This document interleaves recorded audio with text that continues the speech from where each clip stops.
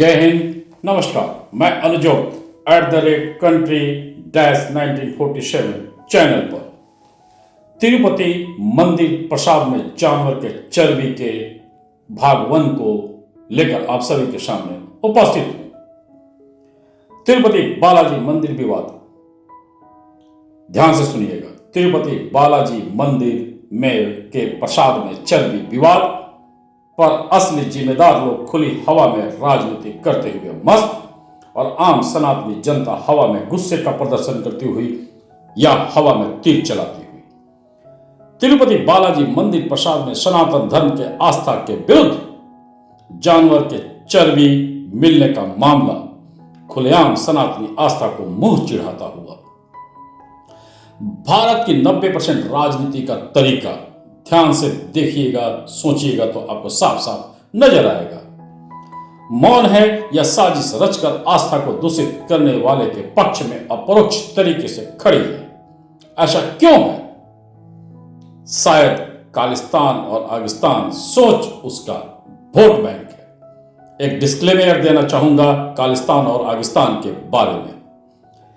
खालिस्तान के अंतर्गत वे लोग आते हैं जो खाते देश का, रहते देश में, पर छेद करते देश के थाली और छत में। और आगिस्तान के अंतर्गत वे लोग जो समाज बांटो, देश बांटो, घर बांटो, जाति बांटो जैसे स्वार्थी आग लगवाकर वोट बैंक राजनीति करते हैं। ध्यान से सुने, दिल से सुने, आत्मा से सुने। अगर ये जग जाए तो अति उत्तम, और न जगे तो शायद किसी न किसी दिन आपको जागना ही पड़ेगा। इसको गांठ बांध कर रख लीजिए, क्योंकि आप जिनके लिए कमाए हैं या कमा रहे हैं, मेहनत कर रहे हैं या किए हैं, किसानी कर रहे हैं या कर रहे हैं, छोटे नौकरी से बड़ी नौकरी कर रहे हैं, छोटे व्यवसाय से बड़े इंडस्ट्री चला रहे हैं, जिनको पढ़ाए हैं या पढ़ा लिखा कर योग्य बना रहे हैं या बना दिए हैं, उनका क्या होगा? जिनके लिए आपने संपत्ति अर्जित की है अपने खून पसीने की कमाई से, उस संपत्ति का क्या होगा? ये जरूर सोचिए। मेरे इस चैनल को लाइक, सब्सक्राइब, शेयर करना ना भूलें, क्योंकि ऐसी जानकारी किसी और चैनल पर उपलब्ध नहीं है और ना कोई करने का साहस कर पा रहा है। तिरुपति बालाजी मंदिर या सनातनी आस्था को दूषित करने का असली दोषी वो लोग नहीं जिन्होंने ऐसा काम किया है या जो प्रयासरत हैं। मैं पूर्णतः दावे के साथ ये बोल सकता हूं कि असली दोषी वो नहीं जिन्होंने प्रयास किया है या जो प्रयासरत हैं, बल्कि असली दोषी वो राजनीति है जो विध्वंसक आजादी को ले का श्रेय कभी नहीं लेती है, पर हिंदू आस्था को तोड़ने का हर संभव उपाय हर वक्त किया गया है। अनुसरण वाली राजनीति जिम्मेदार है, जिसने वोट बैंक के लिए तुष्टिकरण और जातिवादी राजनीति किया, क्योंकि इसी वोट बैंक राजनीति और स्वार्थ नीति ने खालिस्तान और आगिस्तान सोच को निर्भीक बनाया। हिंदू देवी देवताओं के नग्न तस्वीर से विश्व में सुर्खियां बनवाने का मौका दिया और देश के अंदर शानो शौकत के साथ रहने का मौका दिया। हर हिंदू आस्था पर प्रहार हुआ, राम मंदिर को उलझाया जाता रहा, नए नए कानून से हिंदुओं के पुरातन संस्कृति के पुनरुद्धार को रोका जाता रहा। हिंदू कभी आतंकी नजर आया, कभी हिंसक नजर आया। हिंदू जातिवाद को राजनीति का वरदान मानकर, ध्यान दीजिएगा, हिंदू जातिवाद को राजनीति का वरदान मानकर जीते रहे और फर्जी सेकुलरवाद का चोला कई हिंदुओं ने ओढ़ लिया।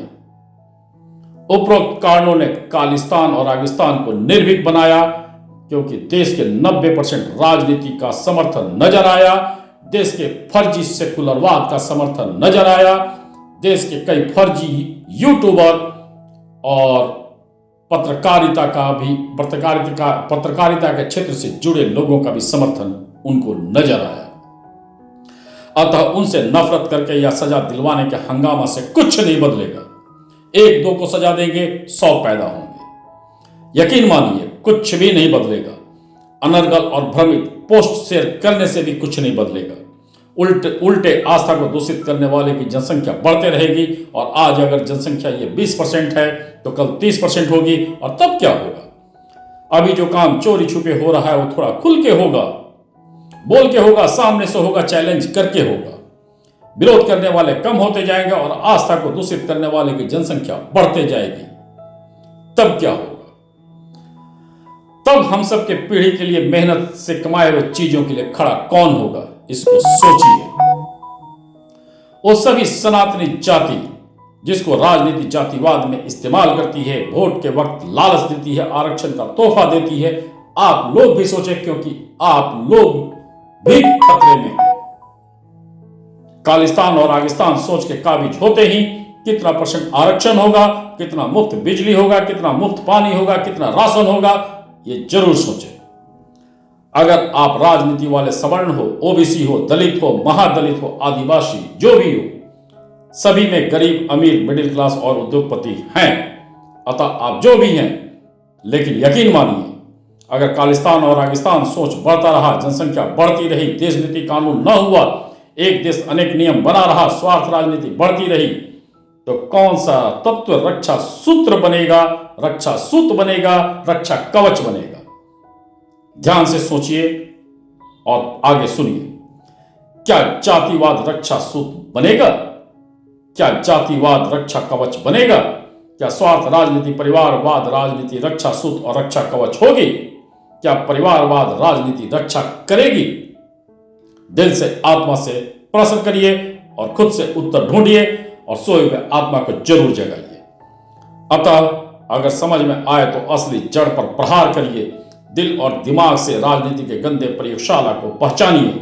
यही प्रयोगशाला तिरुपति बालाजी मंदिर में जानवर के चर्बी का कारण है। वो लोग नहीं जो किए वो निर्भीक क्यों हैं, ये सोचना होगा, इसका खोज करना होगा। एपिसोड 1 के रूप में, भाग 1 के रूप में इसे यहीं समाप्त करता हूं। पर असली प्रहार किन पर करना है, कैसे करना है, भाग 2 में इसे बताने का प्रयास होगा, जिसे 2 अक्टूबर यानी लाल बहादुर शास्त्री जी के जयंती के दिन रात 8 बजे आपको सुनने को मिलेगा। 29 अक्टूबर को यानी उसके पहले 29 अक्टूबर को हरियाणा स्पेशल में सुनना न भूलें। इसी चैनल पर रात के 8 बजे हरियाणा के सनातनियों को भी देश के अस्तित्व के लिए वोट करना होगा, तभी सनातनी आस्था पर होता प्रहार खत्म होगा और देश नीति मजबूत होगी। और देश नीति अगर मजबूत होगी तो ही भविष्य सुरक्षित होगा, अर्जित संपत्ति सुरक्षित होगा। धन्यवाद। हर दिन शुभ हो, हर रात्रि शुभ हो, हर मिनट, हर सेकंड खालिस्तान और आगिस्तान सोच से सभी का सुरक्षा हो। पुनः जय हिंद। धन्यवाद।